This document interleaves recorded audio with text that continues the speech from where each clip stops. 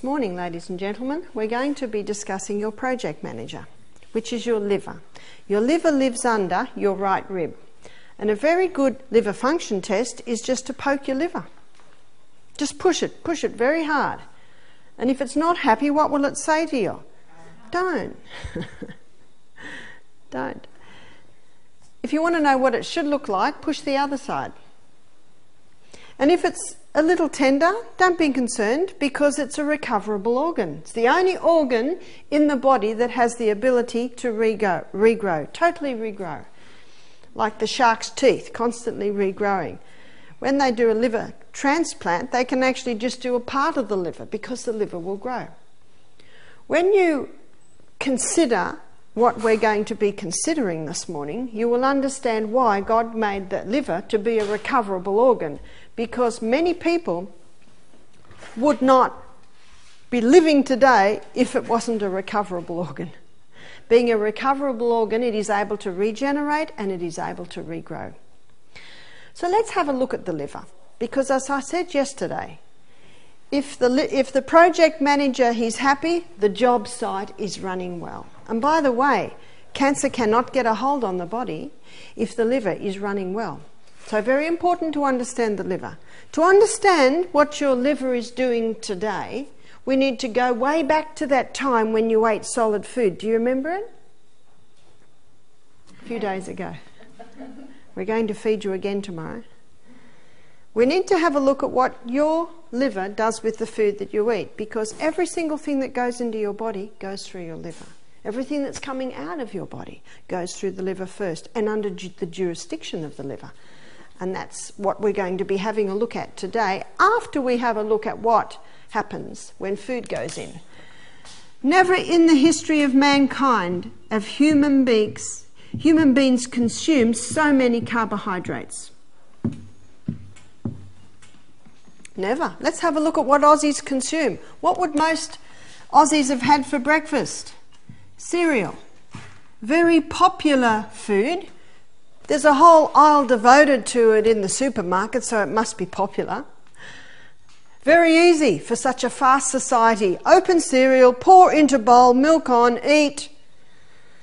And especially when the milk goes on and it all just goes like wet tissue paper, you don't even have to chew, down it is and off to work. I remember when muesli first hit the scene. I was talking to my cousin, I was about 16. I said, "What do you think of muesli?" He said, "Oh, I don't like it." I said, "Why not?" He said, "I have to chew and I haven't got time for that."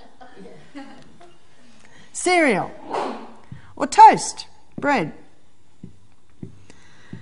Tell you what, in every corner shop you'll find bread, won't you?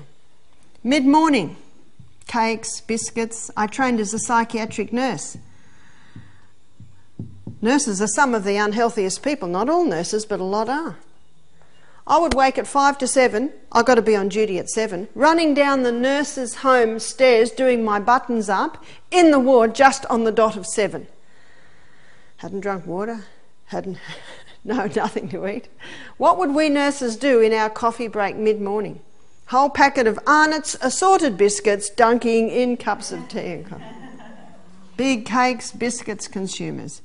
And have you noticed the size of most nurses? They're big. And we'll show you why in a minute. Pasta. I didn't know what pasta was as a child. I'm a 5th generation Australian.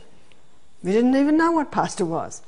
We had sausages, mashed potato, peas or beans every night of the week, except for Sunday. Roast.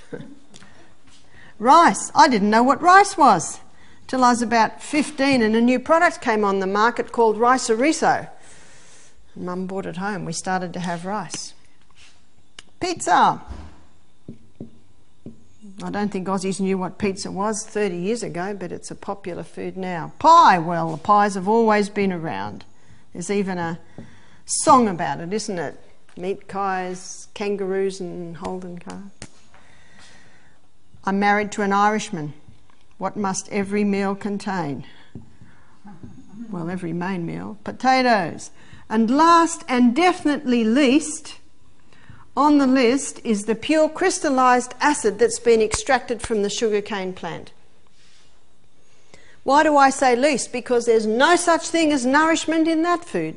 I'm sorry, it's not a food, it is a drug. Would you agree with me that Aussies are high carbohydrate consumers? Yes. All of these foods come under the carbohydrate list, and when they break down in the gastrointestinal tract, they break down to glucose. Glucose is a single structure, and it's only as a single structure that it can be absorbed into your blood. Do you know that you have a hollow tube in your body? It's your gastrointestinal tract, and everything that goes in there is not part of you until it gets absorbed into the blood. Then it becomes part of you. And it can only be absorbed into the blood when it is broken down to singular structures.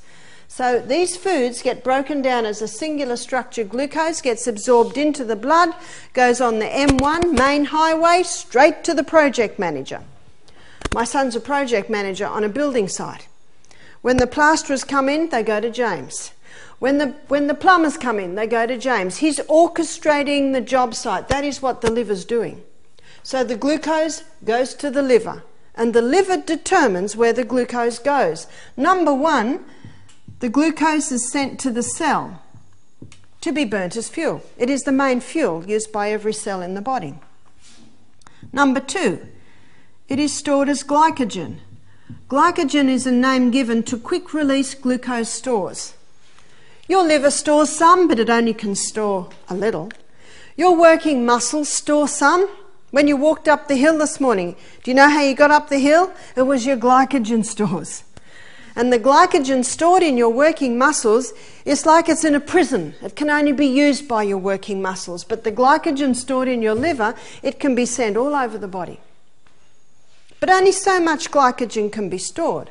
And on a high carbohydrate diet, high glucose is released into the bloodstream. And there's a lot of glucose still left over from being used as the cell and stored as glycogen.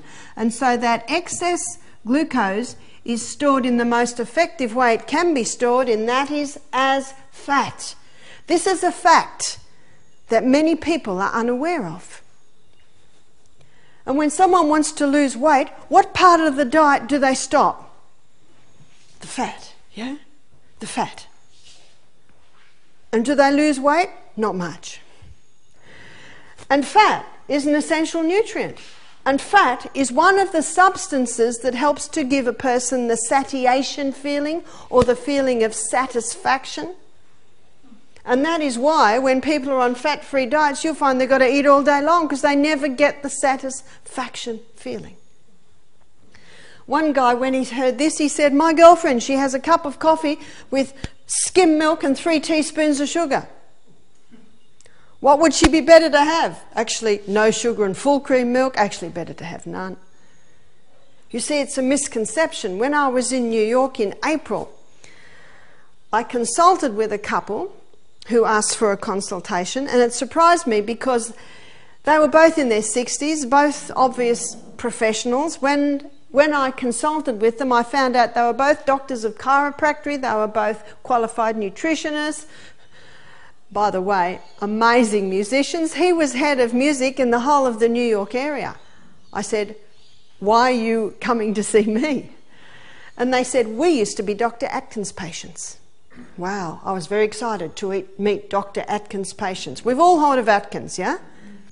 What was Atkins famous for? A diet that no one had ever dared put forth before. What was it? It was high meat, high fat, no carbohydrates.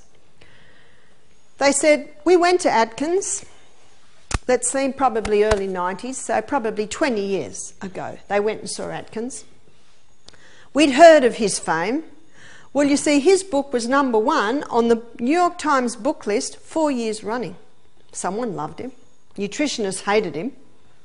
Why did the people love him? It's very simple. It worked. And isn't that what everyone's interested in? It worked. They said, Atkins took us off our high carbohydrate diet. They said we're vegetarians. By the way, he said, we went to him because we were putting on weight. We were pre-diabetic. We had no energy. We were not happy with our life, and we'd heard that he'd got fantastic results. So we began to eat meat. You see, the Atkins diet, he suggests 20 grams of carbohydrate a day. Now, the recommended daily allowance for carbohydrate is 300 grams a day. So that's quite a drop. But Atkins had done his research, and he knew that you can actually live without carbohydrates. I don't suggest you do. And there's a huge difference between refined carbohydrate and whole grain carbohydrate.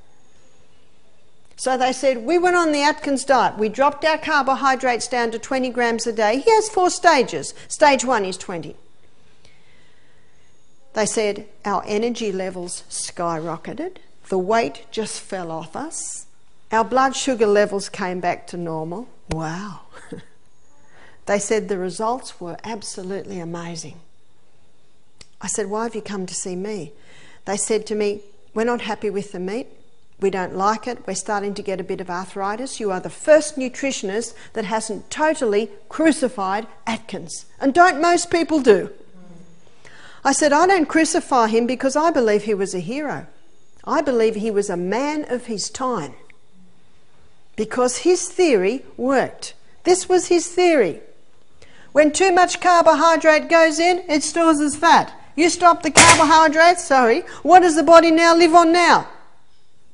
Fat. You don't have to be a rocket scientist to work that one out, do you? His story is interesting. He didn't experiment on himself because he was a bit overweight, sluggish. He stopped his carbohydrates. What did he eat? He chose a food that had no carbohydrates.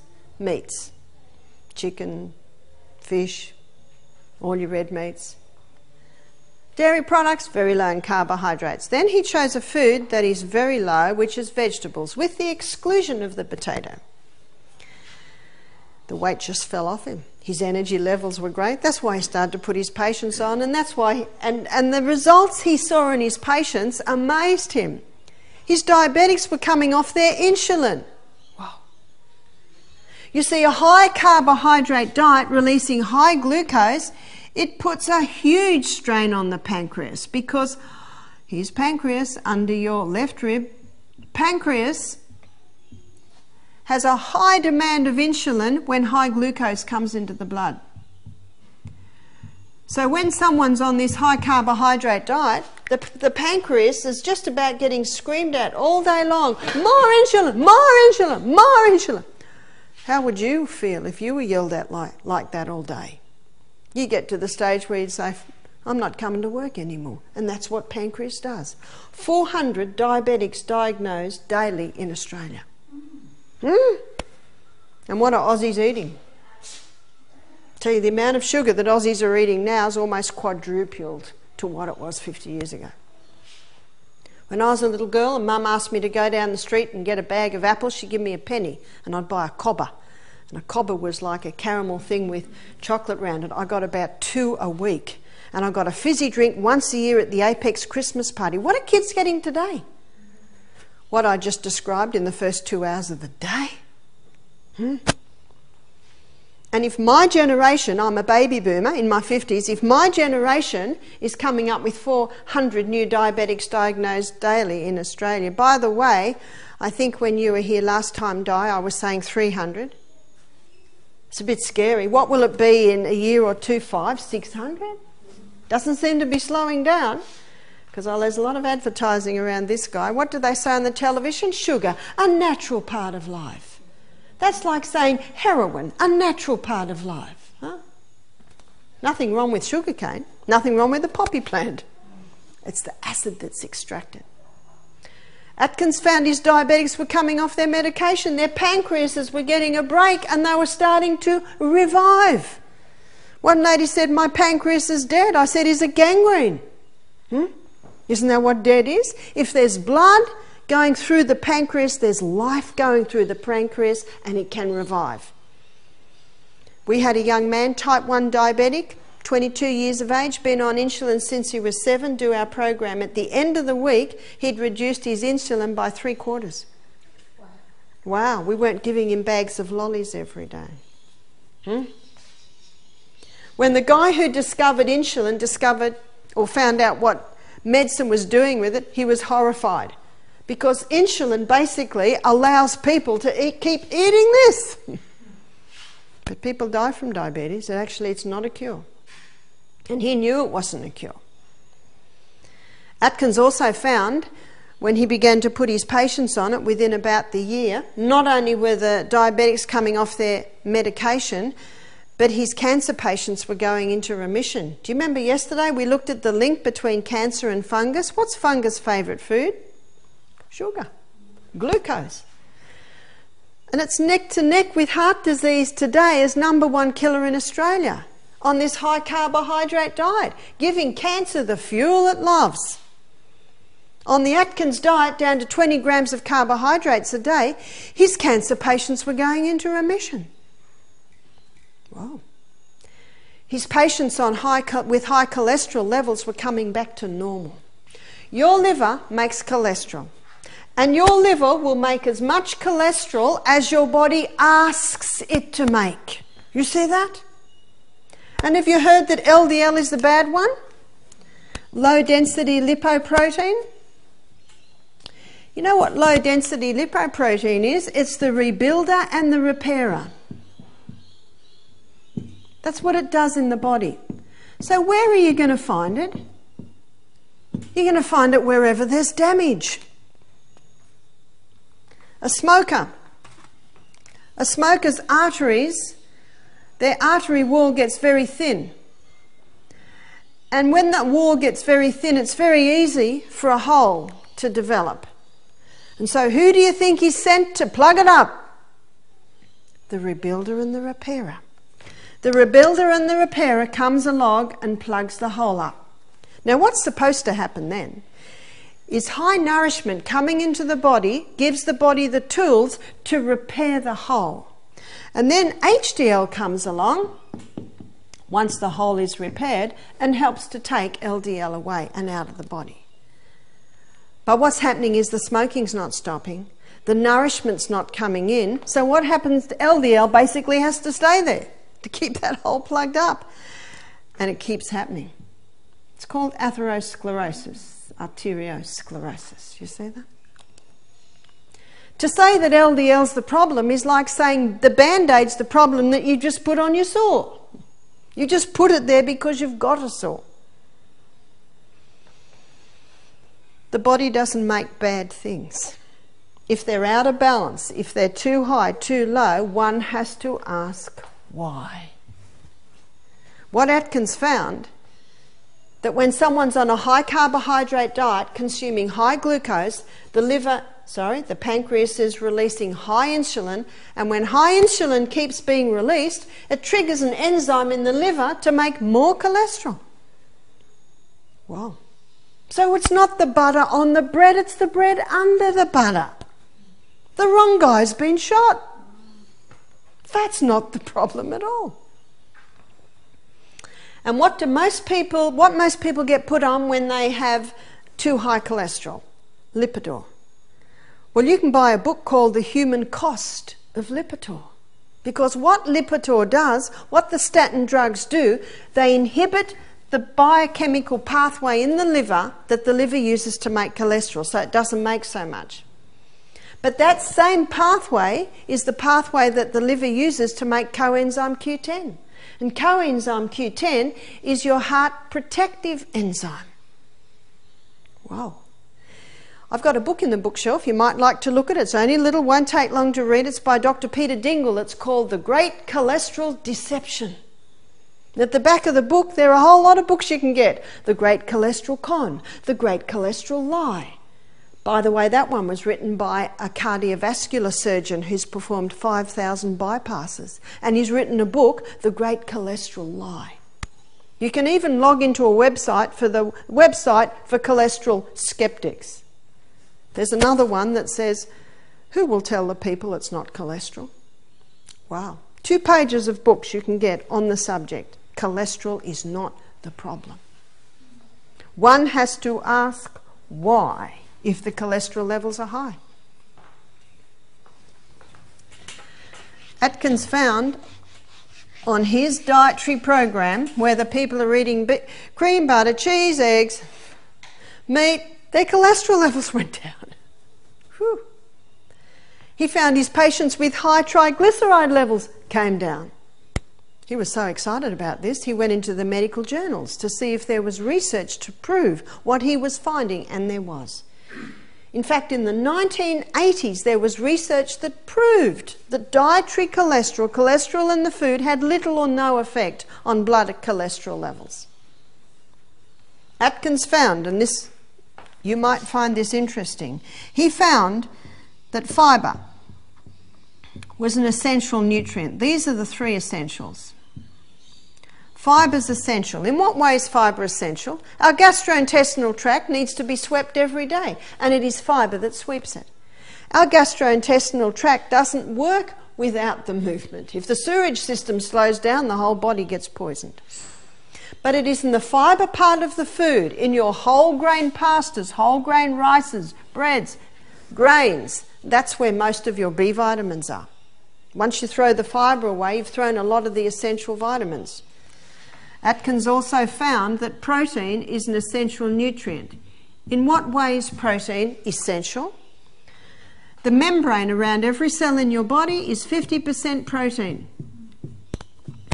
Do you remember yesterday I talked about the double helix strand of the DNA? The crossword bands are amino acids. What are amino acids? Let me show you. This is protein. This is what protein looks like under a microscope. In your gastrointestinal tract, enzymes break that protein down to peptides and polypeptides. And then those peptides and polypeptides come down into your small intestine. And enzymes from your pancreas break them down into amino acids. Only as amino acids can they be then absorbed out of your hollow tube and into your blood and become part of your body. So basically, protein is made up of amino acids.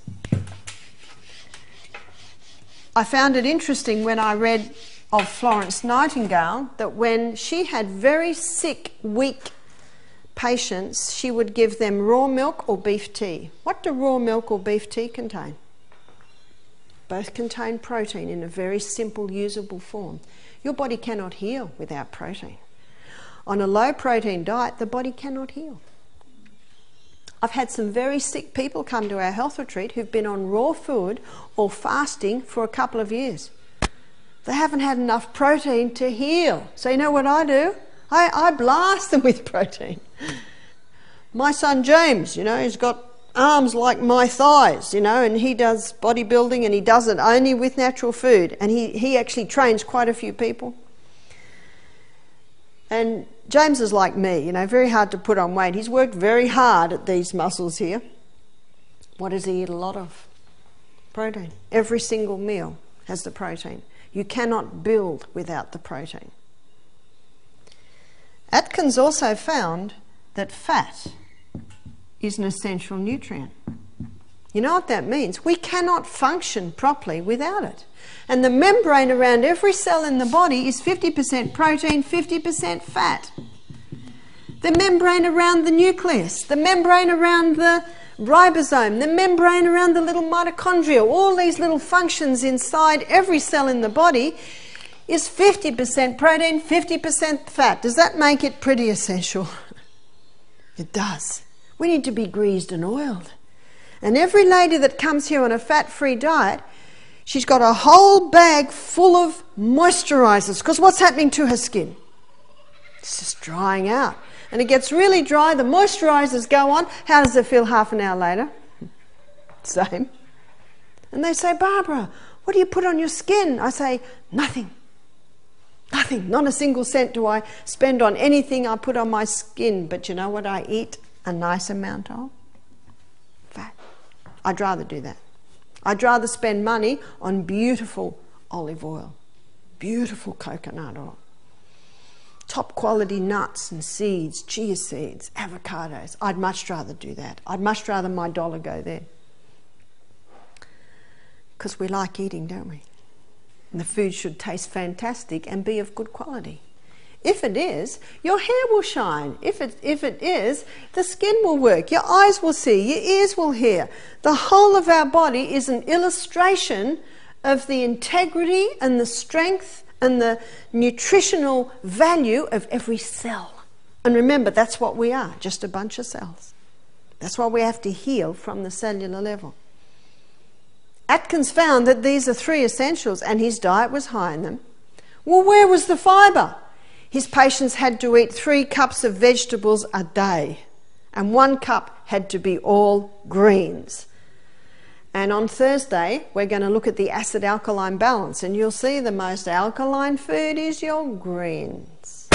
I just saw William walk past with a big box of greens. A lot of greens go into your broth at night, and a lot of greens go into, I think it's your 12 o'clock juice, where it's cucumber, apple and greens.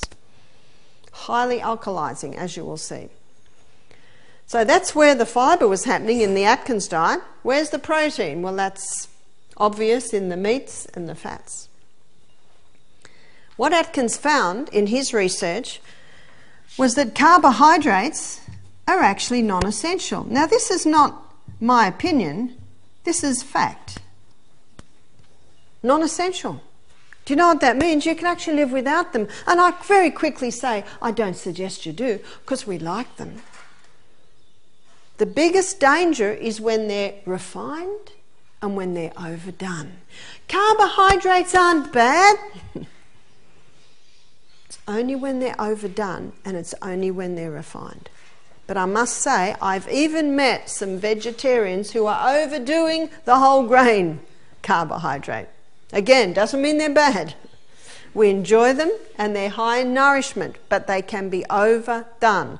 I've given you 2 illustrations this morning. One is this high carbohydrate, and the other is the Atkins, down to 20 grams of carbohydrates a day. That's extreme. Where do you think we should be? Somewhere in the middle. Yeah? Your carbohydrate part of your meal is your negotiating part of the meal. And the negotiations change depending on your age, your size, your fitness, your size, your physical, mental output through the day. It can change. Don't negotiate the fibre, the protein and the fat. It's the carbohydrate part that you negotiate. It can be as simple as this. Instead of having a whole load of pasta with garlic and oil and parsley, have half a plateful of pasta with a very nice sauce with maybe lentils and lots of parsley and a big salad. See, it's just changing the ratios. Instead of 3 cups of rice and a little bit of dal, you have 1 cup of rice, a lot of dal and a big salad. You see, you can just change the ratios like that. When I have dinner with my boys, they have pasta. They have 3 times the pasta that I have. Same amount of sauce, same amount of salad. I have a little tiny bit of pasta, lots of sauce, lots of salad. You see, I don't need a lot of carbs. I'm just a little lady.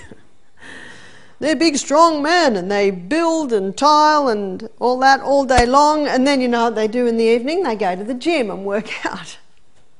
They can have 3 or 4 times the carbohydrates I can have. 4 weeks ago, we had a guy do our program. He was 33. He just walked across Australia from the most western to the most eastern. Took him 5 months, I think 5,600 kilometres. He said by the end, he could eat 5 times the food that he was eating at the beginning. The amazing thing is, and you'll hear about this when I speak about exercise, when you start moving the body, you change the metabolic rate. And those little muscle cells start consuming more and more, and the more you put into this fire, the more energy that you get. But when a person's metabolic rate has changed to storing fat, the more they put in, the bigger they get. It's all to do with the way that the cells run, and I'll discuss that on Friday and show you how to do it. But as one writer I was reading about recently, he said in weight loss and in fitness, he said 80% is due to diet. Wow. And you will find, and James has told me this too, because he goes into, bodybuild.com, that he said all the top bodybuilders recognise what I'm showing you this morning. Get that carbohydrate down. Here are your essentials. And James said, guys come to him all the time. They're just carrying too much weight, because what do they love? The sugars, the breads.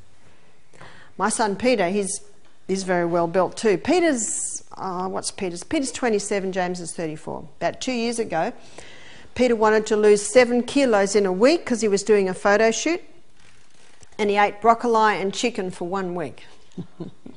He had all the energy to work, lost his 7 kilos. I saw the photo shoot. Muscle, muscle, muscle, muscle. Just defines the muscle. Will it harm him? No. He's getting the minerals, he's getting the greens, he's getting the proteins, he's getting the fats. He just stopped his carbohydrate. I'm not advising living on chicken and broccoli for a week, but it's an illustration. It's an illustration to show you where the role of carbohydrate stands in society today, and it explains why on this high carbohydrate diet Aussies are so overweight, they are so sick, there are so many diabetics, and there are so many people that are suffering from cancer. It's not working. I believe that you can do superior to Atkins, and this is why Dr. Carl Benjamin and his wife came to see me. They were so excited about what they heard because they knew Atkins. They said he was a very gracious man. And they said to me that if Atkins had read the China study, which I referred to yesterday, they believed Atkins would have become vegetarian. Atkins was a man of his time. Colin Campbell is a man of his time. I like Atkins' science. It works. Well, how do we get our protein as a vegetarian? Let me show you. On a vegetarian diet, it's impossible to go down to 20 grams of carbohydrates a day, but there is no need. Let's have a look at the vegetarian protein. Let's have a look at the oldest history book we have, which is the Bible. We'll go to Genesis 1:29, where God's saying to Adam and Eve what to eat. And this is what God said to Adam and Eve. He said, the herb-bearing seed, every herb-bearing seed which is on the face of the earth. What's a herb-bearing seed? Let's have a look at the food. We'll have a look at the protein content and the carbohydrate content. Herb-bearing seed. Grain. Grain is a herb-bearing seed. There's your wheat, oats, rye, barley, millet, amaranth, quinoa. Grains are high in protein, but they are also high in carbohydrate. How many on our carbohydrate list are from the grain department? Grain, grain, grain, grain, grain, grain. Well, most of them are from the grain department, which is where your high carb comes from. Another herb-bearing seed is the legume. The legume is your lentil, chickpea, lima bean, black-eyed beans, kidney beans, soy. Legumes are high in protein. If you want to know how to cook legumes, get a Lebanese, an Italian, an Indian cookbook. They have a lot of legumes because they did not have the ground, never have had the ground to graze the cattle. So they get their protein from the legumes. And I think you'll agree with me, they make beautiful things out of legumes. And there's so many legumes and so many things you can do with them. Legumes are high in protein, but they are medium to low in carbohydrates. They're about the third the carbohydrate that you will find in the grain. Most nutritionists lump these two together, but it is not so. We have a nutrition almanac in our bookshelf which shows you every food and every protein and every carbohydrate, every nutrient in any food, and you can look for yourself. Herb-bearing seed. The seed. When I'm saying the seed, I'm referring to pumpkin seed, sesame seed, sunflower seed, chia seed, flaxseed or linseed. These seeds are high in protein and they are quite low in carbohydrate.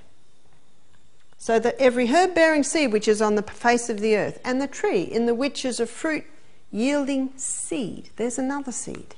What fruit yields a seed? The nut. We live on a wonderful part of the planet. There are so many nuts, aren't they? And we're the only country in the world that can afford to eat macadamia nut.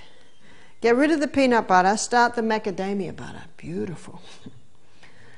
So macadamia, cashew, almond, Brazil, hazelnut, pecan, walnut, so many nuts. Nuts are high in protein and they are low in carbohydrate. And then the final thing that God says in that verse, he says, the seed, to you it shall be for meat. Interesting. The seed, to you it shall be for meat. What does it mean by meat? The main substance of our food. It is the seed that is high in your fibers, proteins and fat. The three essentials, low in the carbohydrates. What is the seed? The seed is like the chicken's egg. It's the reproductive part of the plant. And for that seed to reproduce itself, it must contain all the essential amino acids, and it does. Have you heard that they don't? Well, open the Nutrition Almanac and see for yourself. Every single one of these foods has every amino acid needed for life in the body. Interesting. And yet we're told only meat has. Is that right? To maintain, to ensure that you're getting enough of your essentials and to ensure you don't overdo your carbohydrate, my suggestion is that you decrease the grain part of your meal and increase the legume, nut, seed part of the meal. That's an easy way to do it. A very easy way to do it. And from tomorrow, our meals will be an illustration of how you can do that.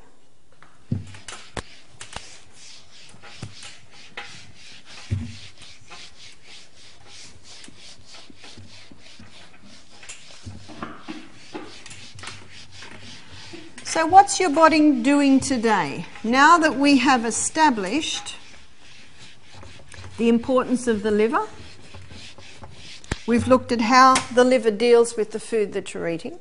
What's your liver doing today? And what is today? It is the second day of your detox program. We are not giving you enough glucose to run on, and so some of your fat stores are getting broken down to release some excess glucose.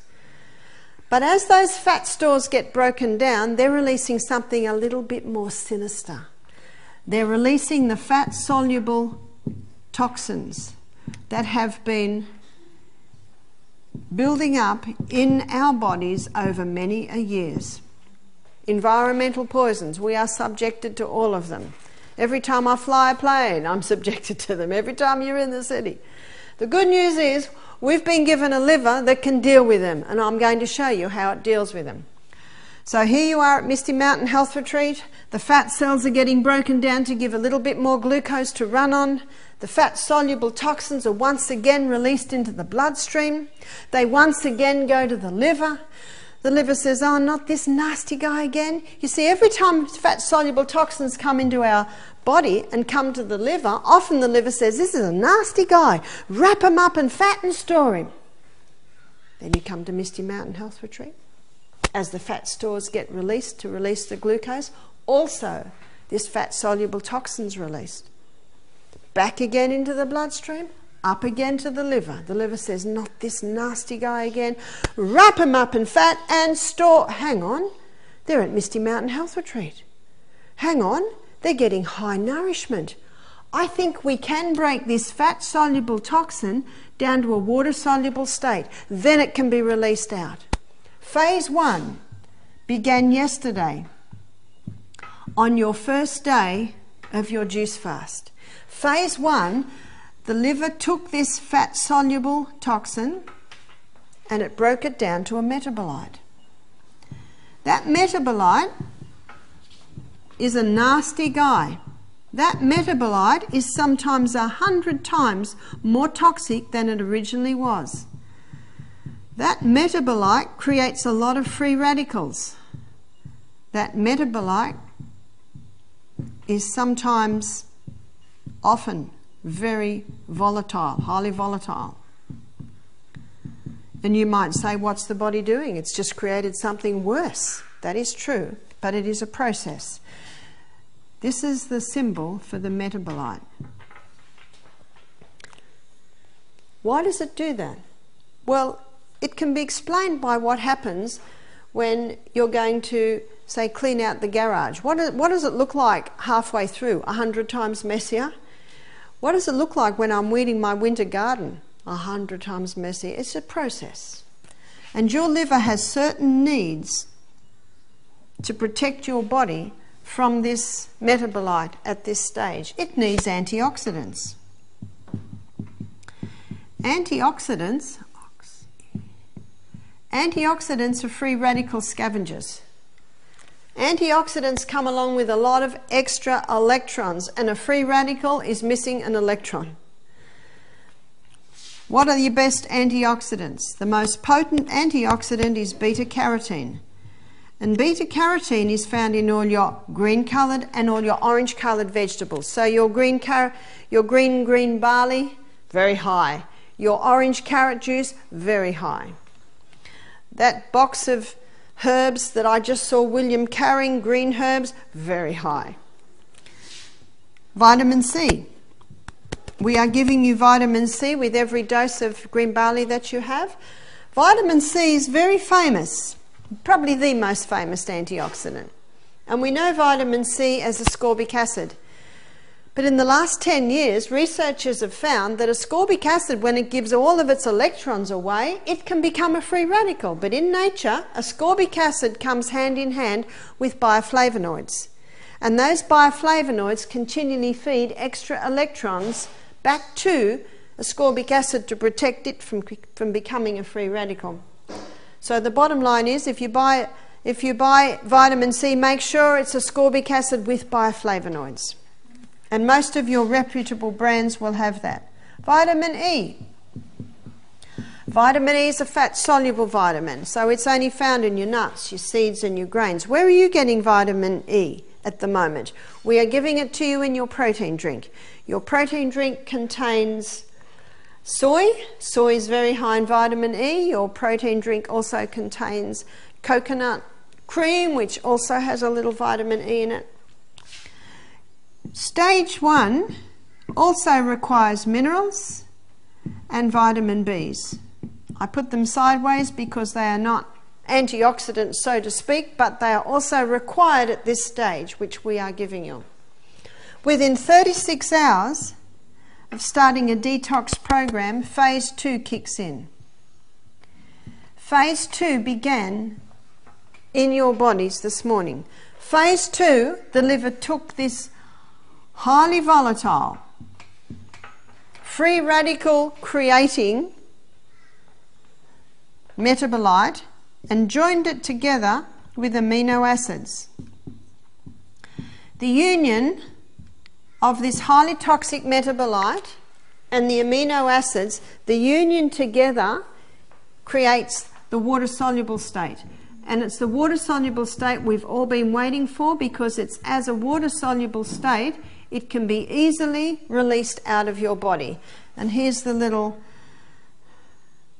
symbol for the water-soluble state. Wave in a box. Phase 3. Phase 3 happens in conjunction with phase 2.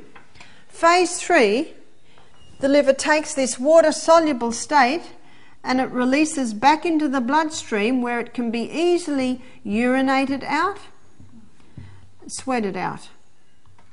Your most important steam bath is tonight, because you will have more of these water-soluble metabolites being released out of your body today, because this morning your body went into phase 2 of the liver detox. That explains why at 8 o'clock this morning we gave you a protein drink. We'll be giving you 3 protein drinks today to help your body cope with these highly volatile metabolites that are being released today. That protein drink provides the amino acid that the liver needs to join together with that toxic metabolite. The medical term is conjugates. It joins it together and it creates the water-soluble state. Tomorrow we will be giving you solid food and the detox will slow down a little bit.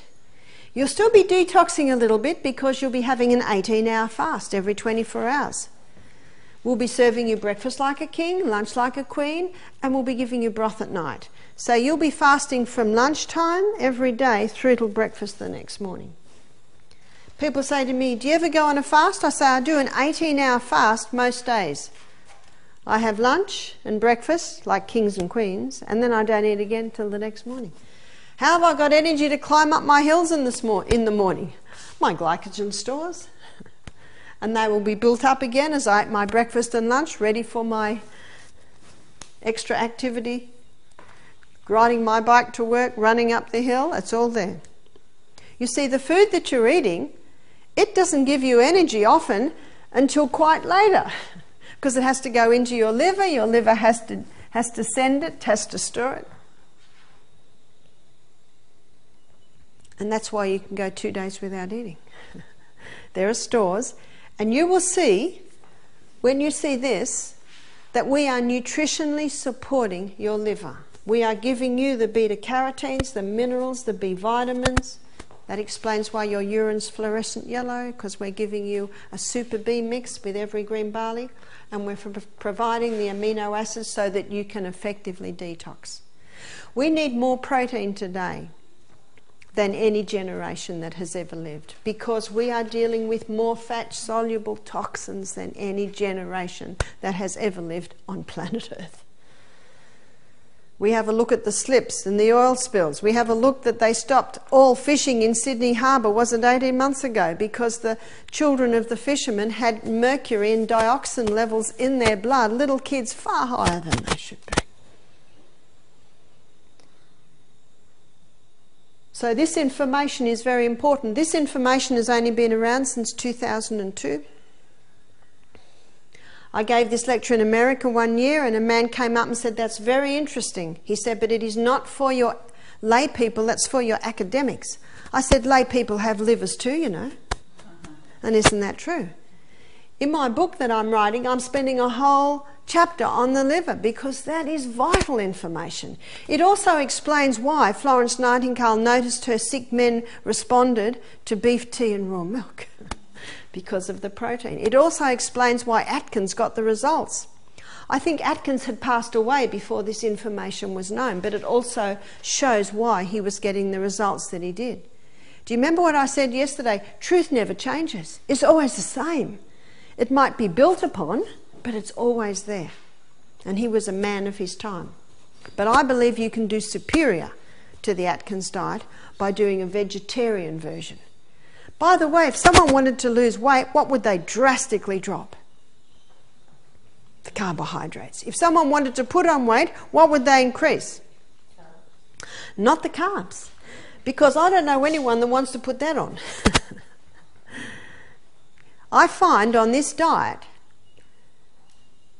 which is high fibre, substantial protein, sufficient fat, underweight, put it on, overweight, lose it, right weight, stay the same.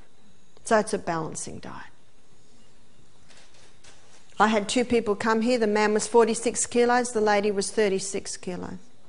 They were gorging themselves on carbohydrates to try and put on weight.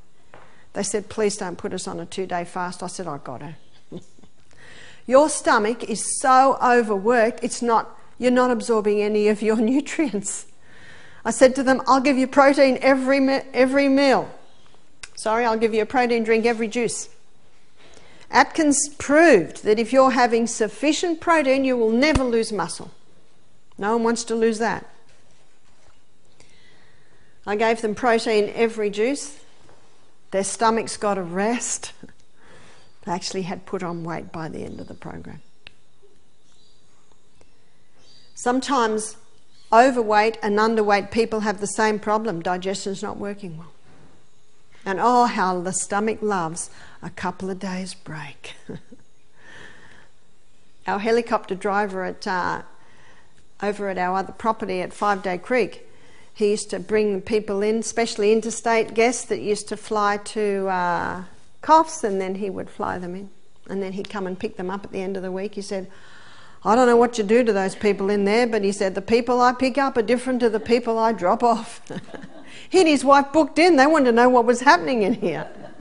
"What's happened? You've had a break." What we do to you this week, the results you get would take 6 months on a very good lifestyle program. That's a bargain, isn't it? We just high speed and zoom everything up. When you give the body the right conditions, it responds. It desperately desires to heal you. It desperately desires to balance you and have you living life as its best. That's the good news. All we've got to do is work with it. I'm going to give everyone a break now. Please have a 5-minute break, and when you come back, we're going to have a look at the wonders of those little chemical messengers called hormones.